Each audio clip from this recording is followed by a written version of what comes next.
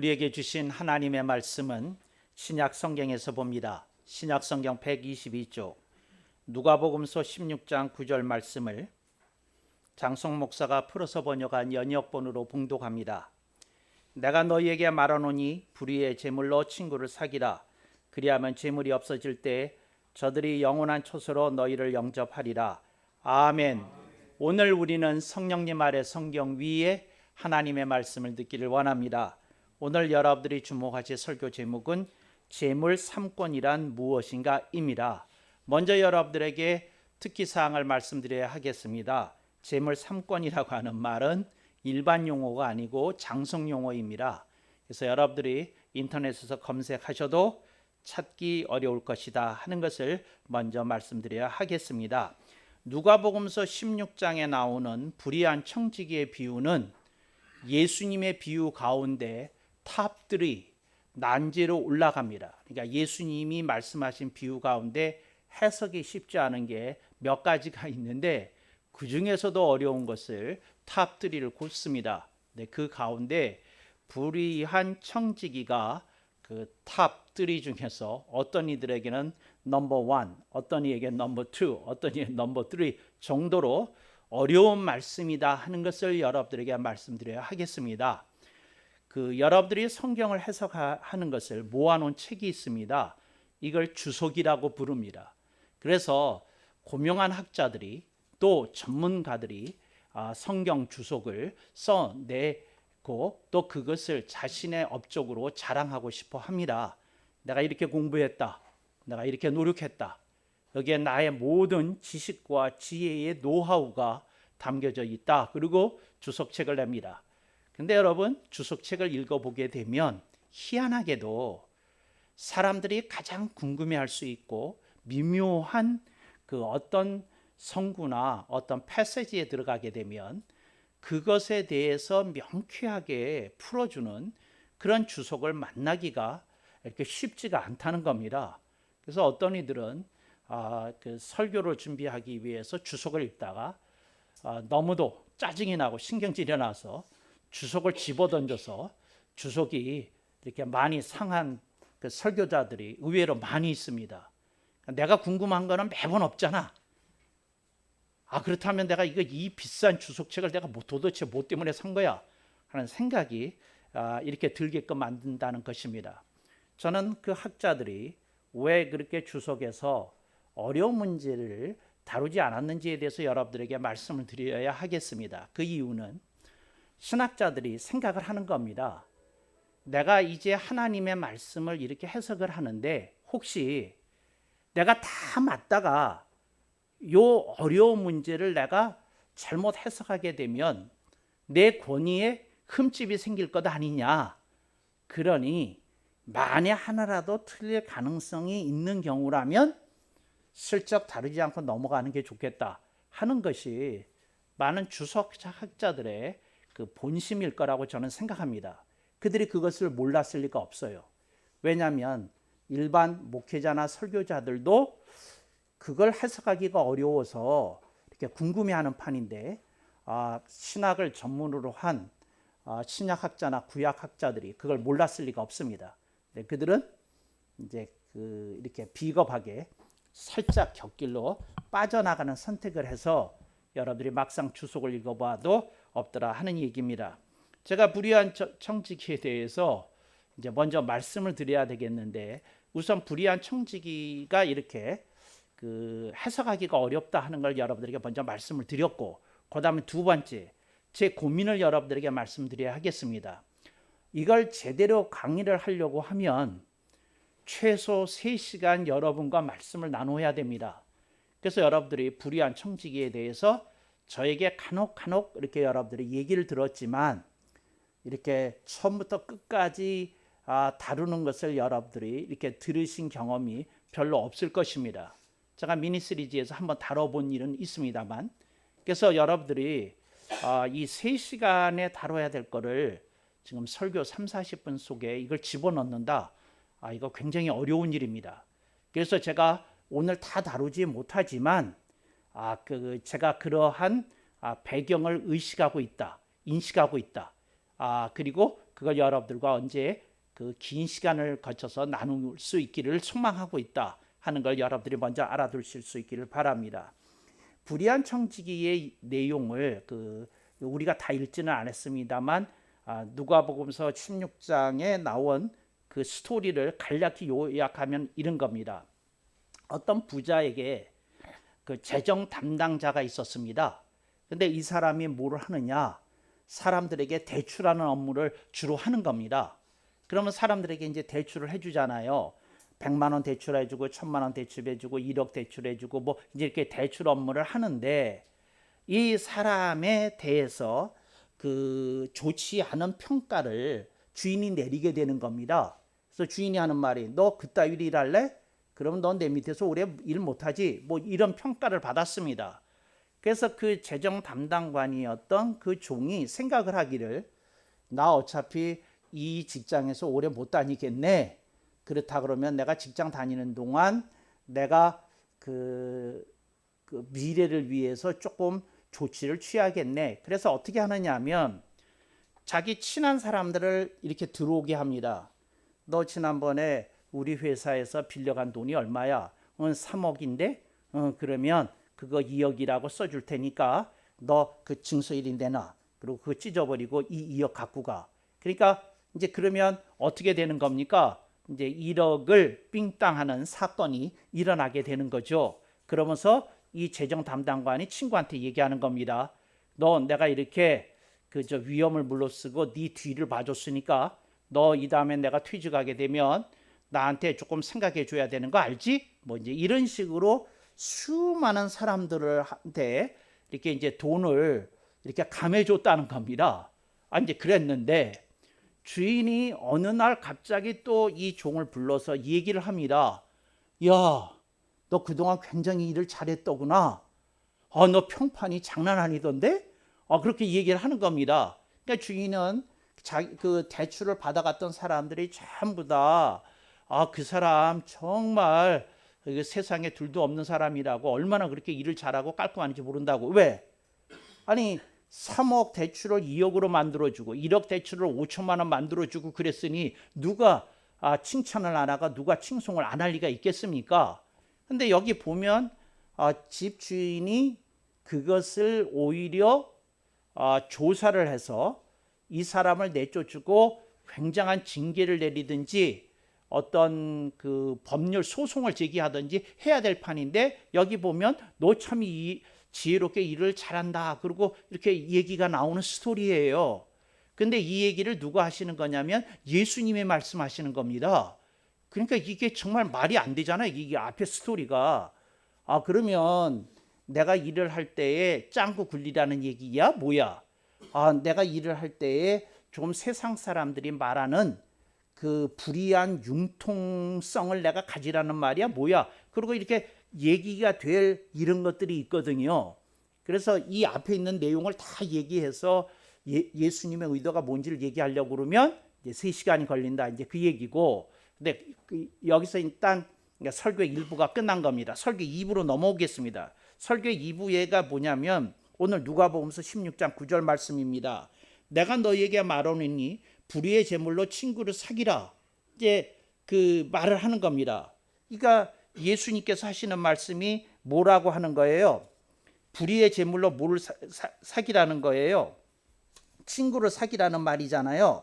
그런데 우리가 이렇게 사귀게 되면 어떤 일이 벌어지게 되나요? 어떤 일이 벌어지게 되나요? 여러분, 네?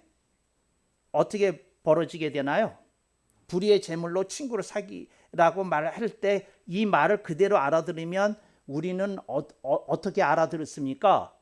그러니까 돈을 좀 삥땅 해 먹어도 된다는 얘기로 알아들을 수 있잖아요. 그러니까 이게 해석이 쉽지 않은 거예요. 불의의 제물로 친구를 사귀라. 지금 누가 한 겁니까? 불의한 청지기가 그렇게 했다. 그 말입니다. 근데 예수님은 그거를 부정하셔야 되는데 부정하는 게 아니라 뭐라고 말씀하시는 거 아니? 불의의 제물로 친구를 사귀라. 그 얘기를 하는 거예요. 그래서 여기서 해석이 참 어려운데 여기서 중요한 건 예수님이 말씀하신 불의의 제물이 뭐냐 하는 겁니다. 그러니까 그 불의의 제물이 뭐냐, 의롭지 않은 제물이 뭐냐 하는 것에 이제 초점이 맞춰지는 겁니다. 그런데 그 불의한 재물, 불의의 재물을 이해하려고 그러면 여러분 하나님께 있는 재물 3권을 이해하셔야 됩니다.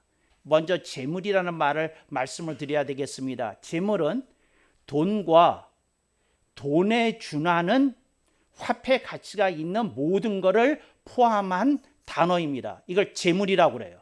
그러니까 예를 들자면 이런 겁니다. 어떤 사람이 돈도 갖고 있지만 금도 갖고 있어요. 그러면 금도 뭐가 있습니까? 화폐 가치가 있어요. 그러니까 돈이나 마찬가지예요. 이게 재물입니다. 또 어떤 사람이 주식을 갖고 있어요. 주식이 오르고 내리고는 하지만 좌우지가 무슨 가치가 있습니까? 화폐 가치가 있어요. 또 어떤 사람이 채권을 샀어요. 그런 채권도 무슨 가치가 있습니까? 화폐 가치가 있습니다. 그러니까 돈과 돈에 준하는 화폐 가치가 있는 걸 이제 그 재물이라고 부르는 겁니다. 영어 성경에서는 이걸 만몬이라고 그럽니다. 그런데 그 만몬이라는 말의 뜻이 돈들이라는 뜻이에요. 그러니까 뭐냐면 돈과 돈에 준하는 그 가치가 있는 그 어떤 것들을 말하는 겁니다. 그런데 이 재물에 대해서 하나님께서 3권을 주장하십니다. 그게 뭐냐? 첫째, 사용권입니다. 그러니까 뭐냐면 하나님이 이렇게 얘기하시는 거예요. 내가 한 달 일하고 월급을 받지 않느냐? 예, 월급을 받습니다. 그런데 네가 헌금을 할 때가 되면 내가 번 돈을 가지고 하나님께 바치네 하고 네가 봉헌하지 않느냐? 예, 사실은 제가 그럴 때가 있는데요. 특히 11조 낼 때 덩치가 커서 그런지 그런 마음이 쑥 하고 나오던데요. 주님이 하시는 말씀입니다. 네가 갖고 있는 재물이 불의한 재물이다. 이게 무슨 말이냐면 하나님이 이런 말씀을 하십니다. 우주 만물의 창조주가 누구냐? 나 아니냐? 우주에 있는 모든 것을 짓고 갖고 있는 소유자가 누구냐? 주인이 누구냐? 나가 아니냐?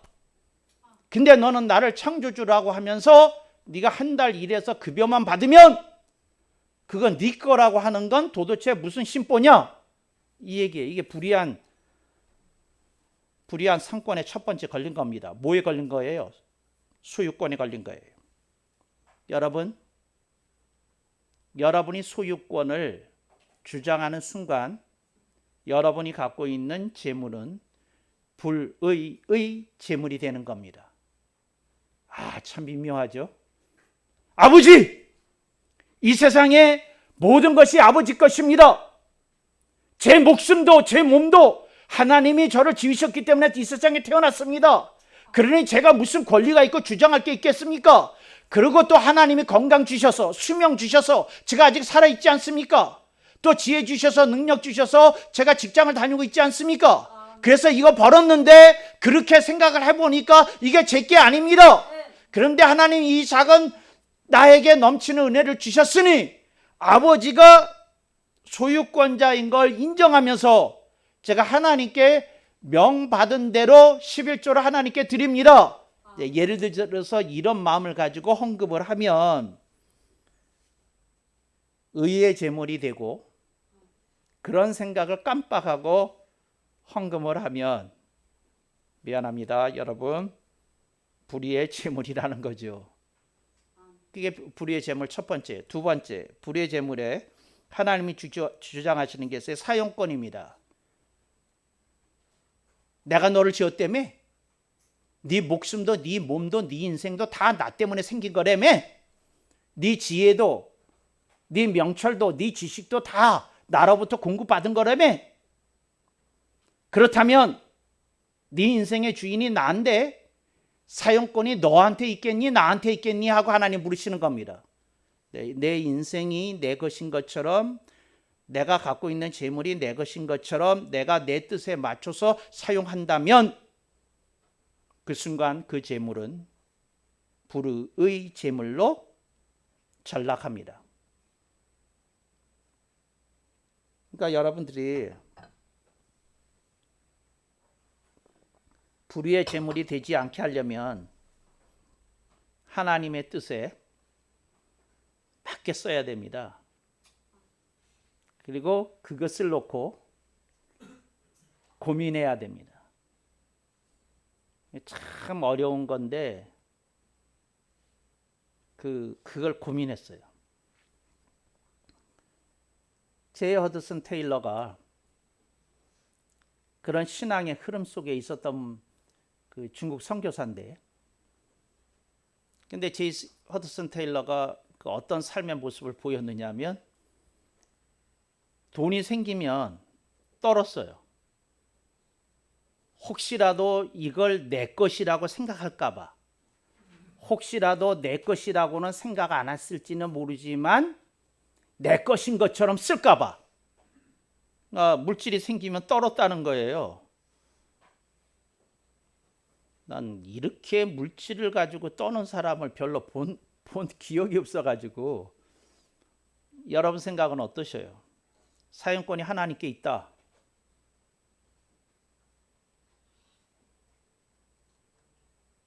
일부 사람들이 비판하지만 재물에 관해서는 왓츠만 니를 따라가기가 힘들어요.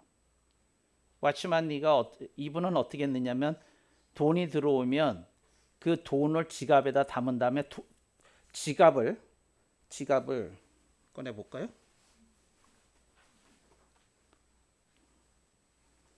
제 지갑이 이렇게 생겼어요. 그 지갑을 이렇게 손에 들고 이제 돈이 들어왔으니까 이 안에 담겨 있을 거 아닙니까? 이렇게 지갑 속에다 돈을 넣고 이 지갑을 들고 주여 말씀하옵소서, 주님이 쓰시기 원하는 대로 이 지갑을 들고 가서 비우고 오겠나이다. 이걸 매번 평생 동안 이렇게 기도했어. 돈이 생기면 들고 매번 그렇게 기도했어. 그러니까 얼마나 무서운 사람이야.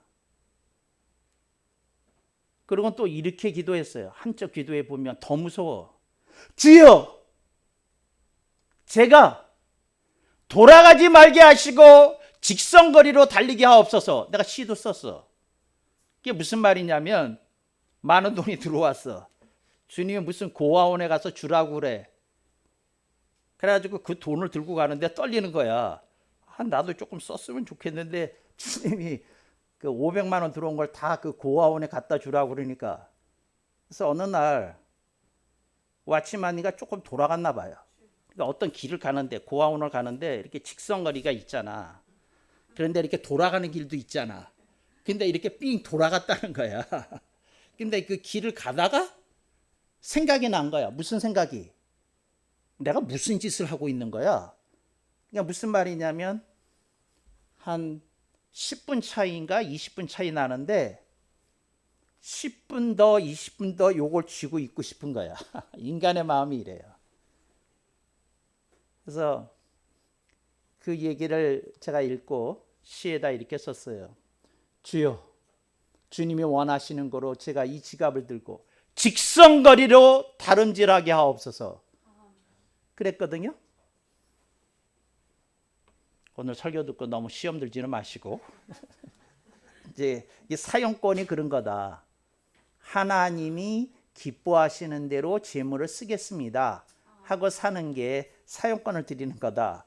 근데 그렇게 하지 않으면 불의의 재물에 들어간다. 이제 이 얘기예요. 그 다음에 세 번째, 보람권입니다. 요건 조금 여러분들이 이해하기가 어려운 건데, 여러분 보람이라고 하는 건 권리로 생각이 되는 게 아니라 여러분이 결과로 생각이 되잖아요. 근데 주님은 이렇게 얘기하십니다. 아니다. 네가 돈을 쓰면, 물질을 쓰면 보람을 필히 거두어야 된다 하고 주님이 얘기하시더라는 거죠. 예를 하나 듣겠어요. 여러분이 돈이 생겨서 술을 마셨어요. 보람이 있습니까? 없습니까? 없어요. 아니, 즐거웠어. 좋았어. 그렇지만 뭐라고 말할 수는 없어요. 보람이 있는 것이라고 말할 수는 없어요. 주님은 여러분이 재물을 사용할 때에 필히 보람을 거두시기를 원하신다는 거죠. 근데 보람을 거두지 않는데 돈을 쓰면 미안해요. 불의의 재물이 되는 거예요. 의롭지 않은 재물이 되는 거예요. 지금 많은 이들이 어려움을 겪고 있잖아요. 미국에서도 노숙자가 엄청 늘어나고 있고, 특히 전 세계적으로 노숙자가 가장 많이 지금 늘어나고 있는 데가 아르헨티나랍니다.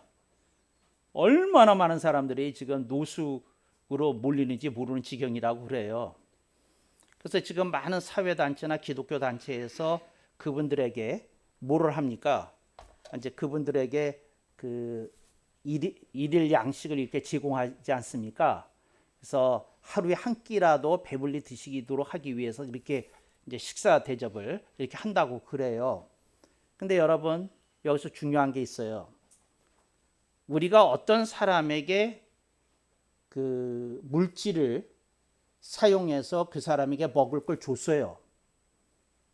그래서 그 사람이 한 끼 식사는 해결이 됐어. 근데 주님은 그 이후를 보시는 거예요. 얘야, 네가 교회 재정을 가지고 뭘 했느냐? 예, 노숙인 사역에 썼습니다. 주님이 하시는 말씀이에요. 근데 그 중에 몇 사람이 주님께로 돌아왔느냐? 주님은 그걸 물으시는 거예요.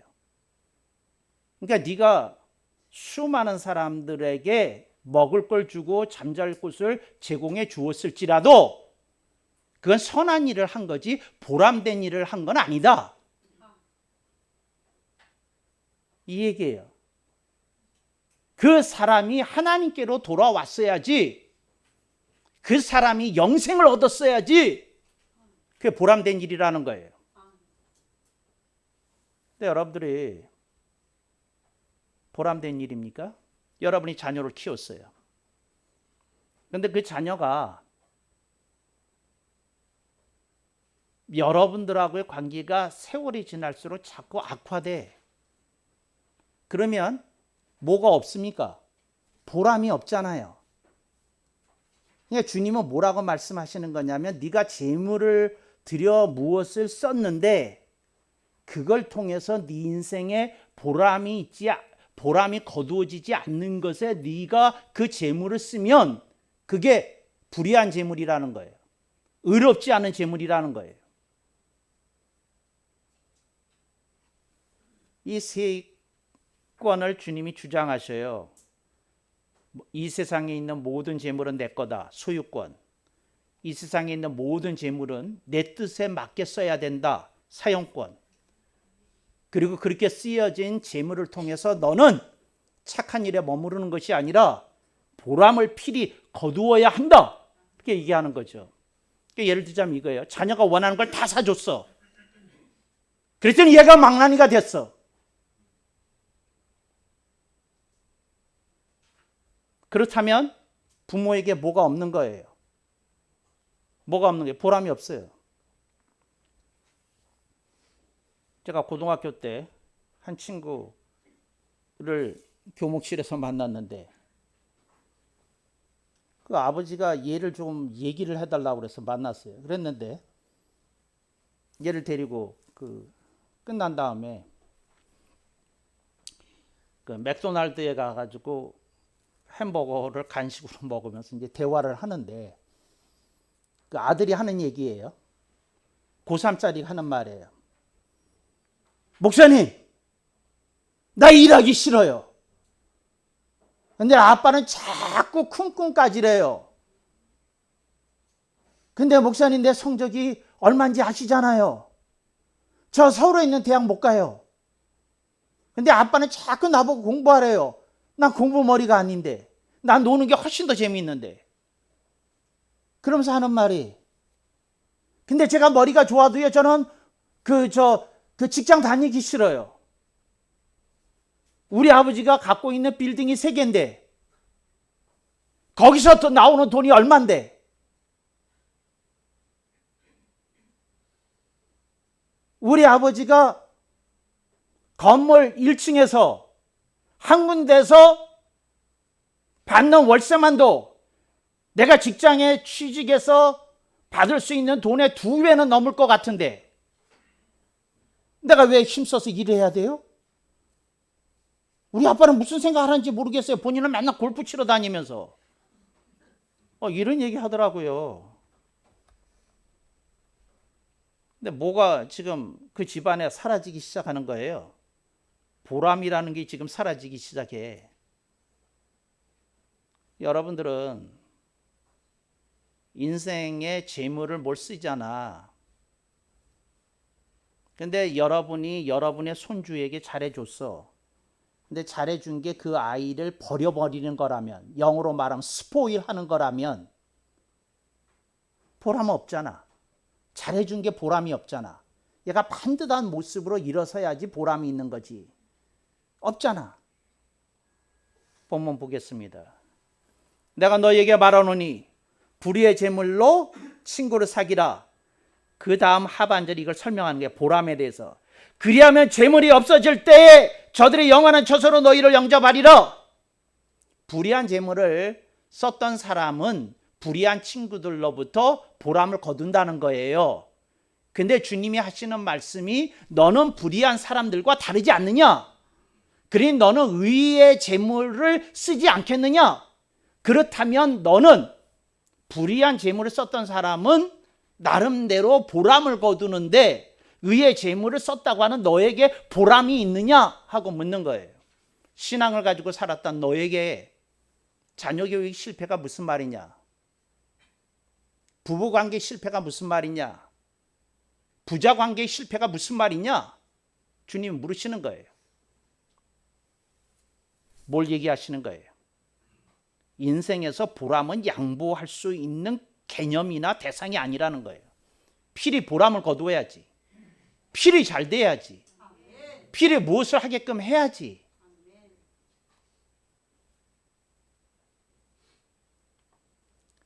어떤 아들이 있는데 유럽 출장 중에 아버지가 돌아가셨어요. 근데 회사에서 굉장히 중요한 일이었어. 회사에서 부사장직을 맡고 있는데 그 협상하는 자리에 이 사람이 없으면 되지 않을 그런 위치에 있었어. 장남은 아니기 때문에 형이 알아서 이렇게 집전을 하고 있는데 형이 뭐라 그러냐면 네가 온다고 그러면 3일장 안 한다. 5일장 한다. 너 빨리 끝내고 하여튼 빨리 가능한 한 빠른 비행기 타고 귀국해라. 이렇게 얘기한 거예요. 근데 그 아들이 형 미안해. 회사에 너무 중요한 건이라 나 장례식 못 맞출 것 같아. 장례식 끝나고 나 갈게. 그리고 끝났어요. 저는 이런 생각을 하는 거죠. 아버지가 아들에게 어떻게 살았길래 아버지가 죽었다는데 아들이 회사 일이 더 중요하다고 이렇게 안 올까? 그럼 그 죽은 사람이 그 보람이 있을까요?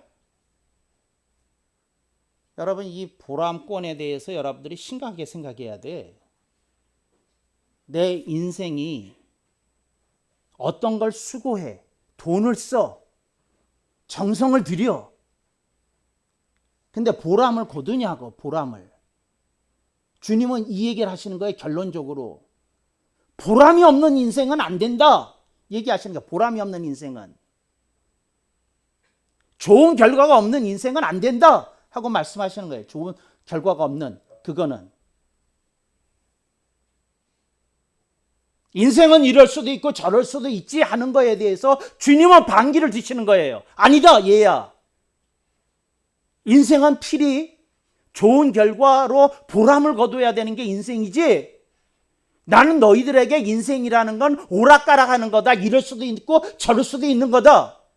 인생이라는 건 어떤 사람에게 성공이지 어떤 사람이 실패일 수도 있는 거다. 그거는 운명적인 거기 때문에 함부로 재단할 수 없는 거다. 이딴 소리 하지 말라. 이게 주님의 가르침이에요. 예수님 그래서 위대하셔요. 예수님 인생에 대해서 보람을 가르치셔. 보람을. 그러면서 하시는 말씀이 네가 이 세상에 나 말고 가장 중요시 여기는 게 돈 아니더냐? 솔직히 까놓고 보면 그렇거든. 성경에 들어가도 될 만한 문구가 하나 있어요. 돈을 싫어하는 사람은 송장이다. 맞는 말 같아. 내가 생각해도. 돈을 싫어할 사람이 어디 있어? 제가 가끔 제 성품 탓인가요? 가끔 이런 사람들을 만나요. 제 앞에서 거리낌 없이 무슨 얘기를 해야지. 그 앞에 누가 앉아있는지를 보두고 말한 사람이 뭐라 그러냐면, 목사님, 한꺼풀 거치고 보면 다 사람은 똑같지 않습니까? 뭐 목사님이라는 타이틀은 있겠지만 인간은 다 돈 좋아하고 그런 거 아닙니까? 이렇게 생각해서 말한 사람이 있어요.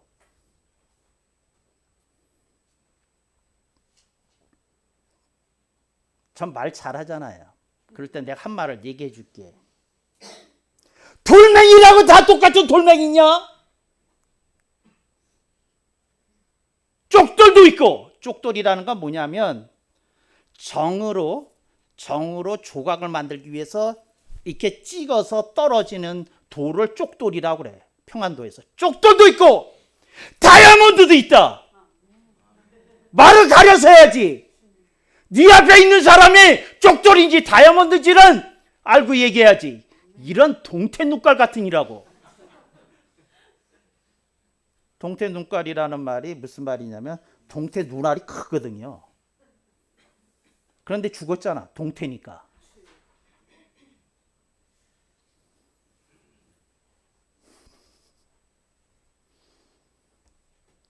사람이라고 다 같아. 사람이라고. 목사라고 다 같아. 쪽돌. 감히 어디다가 명함을 내밀어. 여러분 인생이 보람 거두지 못하고 있으면 여러분 뭔가 돈을 잘못 쓴 거다 그거야. 주님은 너 평생 돈을 쓸 때, 재물을 쓸 때 소유권 제대로 인정 안 했을 거다. 사용권 제대로 인정 안 했을 거다. 보람권 인식하지도 못하고 살았을 거다. 그 얘기예요. 그거 제대로 하고 살아서 인생 보람 갖고 와야 된다. 그래서 난 예수님이 좋아요. 얼마나 불교의 가르침과 달라. 모든 걸 다 공하다. 뭐 얼마나 달라. 얼마나 달라. 달라도 얼마나 달라. 공하고 보람하고 똑같아. 공이 위대한 철학이긴 하지만 보람에다가 비교했겠어? 왜 인생을 생로병사라고만 얘기하겠어? 보람이 있는데.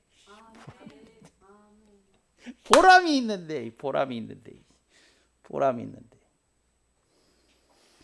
하나님이 여러분 인생에 심각한 질문을 던지시는 거예요. 무슨 질문을 던지면 재물에 대해서, 돈에 대해서, 만몬에 대해서 질문을 던지시는 거예요. 근데 주님이 하시는 말씀이 너 잘 쓰고 있냐? 물으시는 거예요. 보람을 거두는 것이 맞냐? 하고 묻는 거예요. 보람을 거두는 게 맞냐? 이 세상에서 제일 친한 친구가 술인데 술이 제일 악한 친구인 거 알아요? 나중에 병든 사람들 보면 다 술 때문에 찌들어서 건강이 망가졌어. 사람이 스트레스를 푸는데 담배만한 게 없거든요. 이런 것도 말하면 안 되는데. 그런데 사람의 수명을 가장 빨리 갉아먹는 게 담배거든. 그러니까 술에 보람이 있어, 담배에 보람이 있어. 무슨 보람이 있냐고. 친구를 사귀는데 친구 좋다고 사귀었는데 내 인생에 보람이 남냐고. 그러다고. 보람 남는 게 아니거든. 따로 생각해야지. 여러분에게 즐거움을 주는 게임이 있는데 게임이 여러분한테 무슨 보람을 안겨다 주냐고. 시간 소비만 하지. 아무것도 아닌 거거든.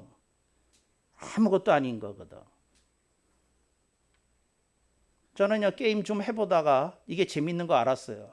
그래서 저한테 상장 주고 끝냈어.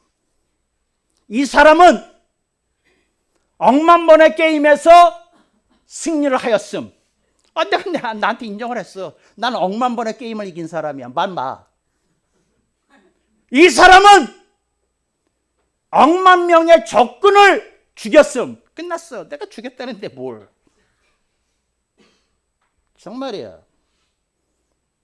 이 사람은 만렙도 아니고 억만 렙임. 끝났어.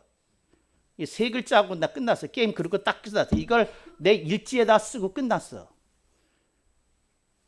랩이 얼마나 되셔? 나는 억만 랩이야. 말을 마라. 나는 모든 장비를 다 쓸 수 있는 사람이야. 말을 마라. 나는 모든 게임을 이기는 사람이야. 왜? 말을 마라. 나는 도중에 질 것 같으면 이겼다고 끝내는 사람이니까. 보람을 좀 거두세요. 보람을. 뭘 알고 뭘 허답지 않은 것에 그러고 끌고 다녀요. 정말 정말 그 같지도 않은 걸 가지고 이렇게 끌려다니고 그러면 아니 된다는 거죠. 예수님이 오늘 본문을 통해서 여러분이 꼭 아셔야 되는 거 한 가지를 제가 강조하기 위해서 얘기해요. 불교 철학은 공이다. 오케이. 근데 예수님이 무슨 얘기 하시는지를 알아야 돼요. 인생은 필히 보람을 거두어야 한다. 그 말씀을 하시는 거예요. 보람을. 영원한 처소에서 너희를 영접할 수 있게끔, 하늘 아버지가 너희를 칭찬할 수 있게끔 그런 인생을 살아야 된다. 이거 양보하면 안 된다. 얘기를 하신 거예요. 역설적으로 말씀하신 거예요. 역설적으로. 뒤집어서 얘기하신 거예요. 뒤집어서. 내가 이 비유 다 얘기하지 못하지만 하여튼 여기에 힌트가 다 들어있어. 여러분들이 그걸 가지고 정말 살아야 돼. 살아야 돼. 내가 서글픈 얘기 몇 가지 좀 하면서 이해를 돕게요. 어떤 목사님이 있으신데 목회를 하셨어. 근데 나이가 드시니까 설교를 좀 자꾸 설교의 질이 떨어졌나 봐. 그래서 목사님은 1년을 채우면 원로 목사가 되는데 교인들이 큰 삭고 쫓아낸 거야. 왜? 원로 목사 안 주려고. 원로 목사 되신 다음에 가끔씩 설교하러 오시는데 그 설교 듣기 싫다고 교인들이 한 삭고 쫓아내시려고 한 거야. 이분이 쫓겨나기 직전에 저하고 대화가 되게 됐어. 이분이 하시는 말씀이 자기는 이 상황이 도무지 납득이 안 되고 너무 슬프대. 내가 목회를 하면서 도대체 뭔 짓을 한 거냐 하는 생각이 자꾸 든다고 그래요. 그래서 제가 그분을 모시고 일산인가? 거기 가서 오리집에 가서 훈제 오리집에 가서 대접해드리고 커피숍에서 둘이 얘기를 하면서 이런 얘기를 했어요. 뭐라고 얘기를 했느냐면 목사님의 목회는 보람이 없다는 것이 이제 결론이 난 것 같습니다. 그런데 목사님이 인생을 통해서 거두어야 되는 보람이 뭔지에 대해서 지금부터라도 고민하셔야 됩니다. 교인들이 그 지경까지 갔으면 목회에선 보람 거두지 못하고 끝나는 겁니다. 근데 인생의 보람이라도 거두어셔야 될 것 아닙니까? 제가 그 얘기했어요. 보람.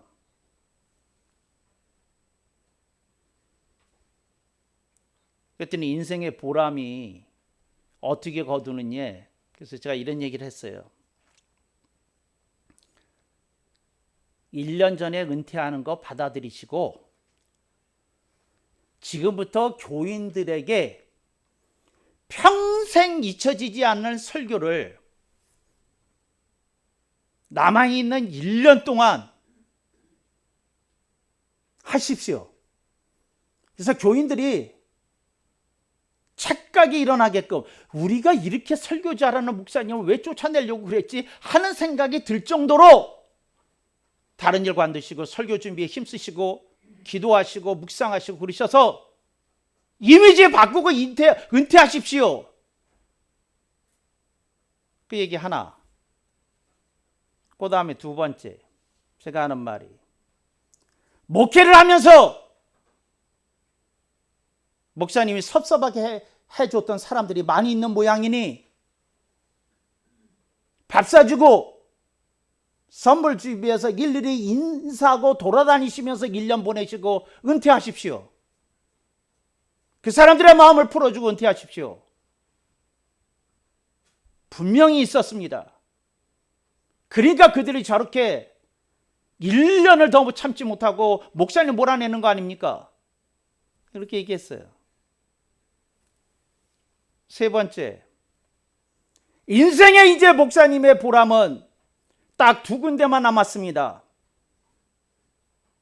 이제 교회에서 밀려난 다음에 사모님의 사랑을 받을 수 있느냐 없느냐 하는 문제가 남았고, 교회에서 밀려난 다음에 자녀들의 존경을 받을 수 있느냐 없느냐 하는 문제가 남았습니다. 그 두 가지 거두시면 사모님의 사랑을 더 크게 받고 자녀들로부터 존경을 받으면 인생 보람 거두시는 겁니다. 근데 그거 안 되면 인생 보람도 망하는 겁니다. 얘기했어요. 이게 한 사람에 대해서 얘기했던 거고, 또 어떤 사람이 있어요. 친구하고 합작을 하다가 사업을 날려먹었어. 스타트업을. 그랬는데 그 날려먹은 친구가 교회 안수 집사였대. 그런데 그것 때문에 교회도 가기 싫고 기도도 하기 싫고 모도하기도 싫고 막 그러고 있는데 이렇게 했나 봐.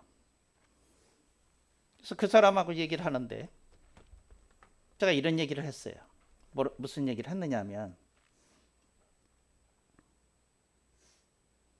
받아들이십시오. 내가 사람 모르는 눈 없이 사업을 시작했구나. 누구 탓을 하겠습니까? 내가 사람 보는 눈이 없는 걸. 또 하나, 보험도 안 들고 사업을 했으니 그게 말이 됩니까? 사업을 하는 사람은 그래야 되거든요. 부인하고 자녀들이 먹고 살 거는 따로 챙겨주고 사업을 해야 되거든. 근데 모든 걸 다 집어넣고 사업을 해가지고 사업이 쓰러질 때 가정까지 다 쓰러지게 만드는 그 운미함에 대해서 내가 막 지적을 했어요. 그래서 얘기를 하고, 그래서 그 다음에 내가 하는 말이에요. 당신이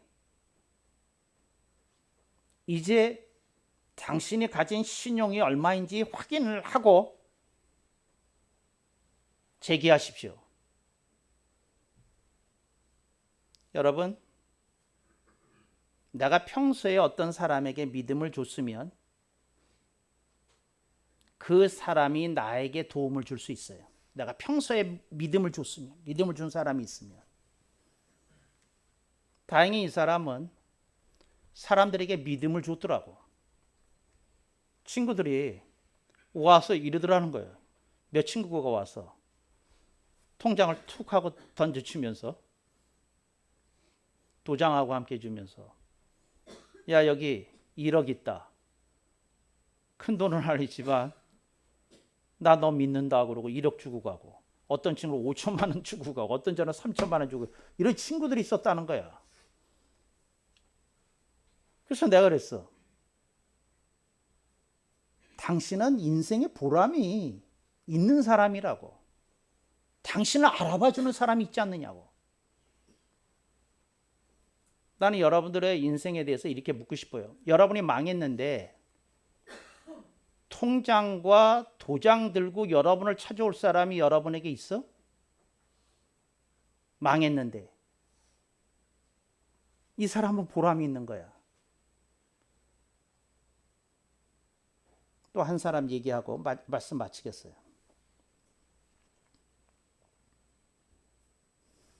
어떤 사람이 있는데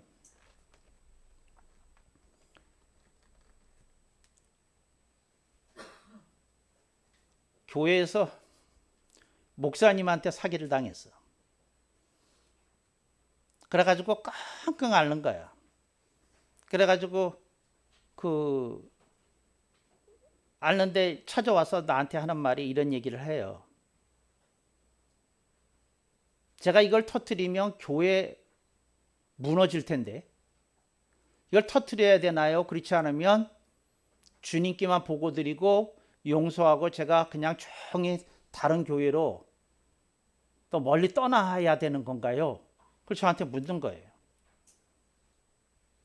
그래서 제가 이 사람하고 하는 말이 이런 얘기를 했어요. 뭐라고 얘기했냐면 아니지, 그거 그 전에 더 중요한 게 있지. 뭐가 중요한 게 있는데요? 너 그냥 그 목사에게 1억을 그냥 뜯긴 게 아니잖아.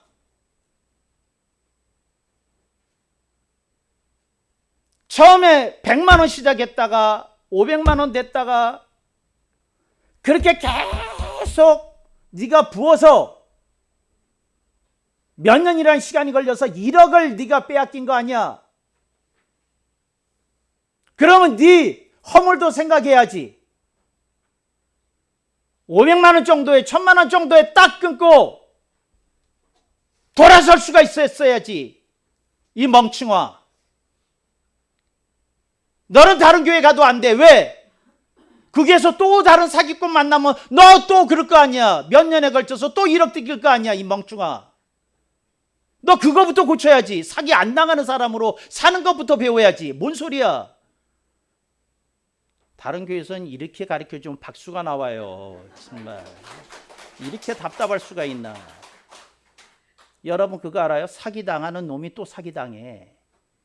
사기당했을 때 정신 버떡 차리기를 내가 어떤 멍충이길래 이런 사기를 이렇게 당하나 그러고 정신을 버떡 차려야지. 뭔 소리야. 그걸 그렇게 살아? 너 고쳐야지. 그 인생 사는 스타일을 고쳐야지. 내가 그렇게 얘기했어요. 그게 하나. 너 앞으로는 뭐 하나 망가지면 딱 거기서 멈춰야 돼. 내가 당신에게 아호를 지어줄 테니까 꼭 새겨. 뭡니까? Stop and stop. Stop and stop. 앞으로 당신의 호는 SNS야. Stop and stop. 뭐하고 있어? 휴대폰 열어. 자기 이름 밑에다가 써. SNS. 자, 이렇게 얘기하고 그 다음 두 번째 한 얘기가 있어요. 지금부터 눈을 바꿔. 어떻게 바꿀까요? 인생의 보람을 거두고 사는 사람들을 좀 봐, 이 등신아. 여러분, 인생의 보람을 거두고 사는 사람은 드물어. 근데 그 사람 모습을 봐야 흉내낼 수 있어. 대부분의 사람들이요, 실패하는 이유가 뭐냐면 못된 사람들에 주목해. 못된 사람들. 그래서 다른 사람의 온갖 비리에 대해서 다 얘기할 수 있어. 근데 그 사람에 대해서 칭찬거리를 못 찾아. 여러분, 눈을 바꿔야 돼. 내가 멋지고 훌륭하고 보람된 인생을 되려면 그거 바꿔야 돼. 보는 데가 달라야 돼. 보는 데가.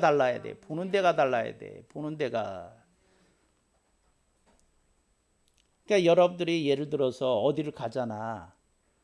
성공한 데를 가잖아. 맛집이든지 뭐든지 어디 가잖아. 그럼 여러분이 이걸 둘러봐야 돼. 이렇게. 뭐를 잘해서 이 집이 이렇게 잘 됐는고 이렇게 돌아봐야 돼. 무엇을 잘했는지. 제발 좀 어디를 가면 정말 제대로 된 사람들을 보고 다녀. 옹졸한 자존심만 갖고 있지 말고, 옹졸한 자존심이 뭐냐면 다른 사람이 자기 얘기하는 거 되게 싫어해요.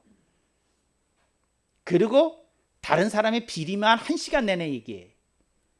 그런데 자기가 본받을 사람에 대해서는 이야기가 5분도 안 나와. 이 사람이 인생의 보람이라는 걸 거둘 수 있는 사람이야? 예수님이 하시는 말씀을 제대로 들어야 돼. 눈이 달라져야 돼. 눈이. 아하, 이렇게 살아야 되는 거구나. 인생 이렇게 살면 안 되는 거구나. 살아야지. 어떤 분이 성악을 하는 분인데, 목소리가 부러운 사람이 이렇게 목청이라고 그러잖아요. 소리가 시원하게 나오는 사람이 있잖아. 근데 어느 날 진짜 아름다운 목소리를 가지신 분을 소리를 들은 거야. 기가 콱 죽어서 왔어. 목사님, 저는요 성악을 끊을랍니다. 하여튼 그 사람들 말도 재밌어. 끊을랍니다. 무슨 일이 있었는데, 제가 어느 콘서트에 갔다가 어느 성악가의 소리를 듣는데, 이건 타고나야 되는 거지, 음악이라는 건 노력 가지고 될 수 있는 게 아니구나 하는 걸 깨달았습니다. 뭐 이딴 소리 하는 거야. 그래서 내가 잠깐만 기다려 그러고는 그 옆에 편의점에 가서 매직을 사왔어요. 매직을 사와가지고 손바닥 벌렸어요. 거기다가 제가 썼어요. 한쪽 손바닥에다는 또 한쪽 손바닥에다는 색. 내가 이런 얘기를 했어요. 목청도 중요하지만 음악에는 음색이 있는 거야.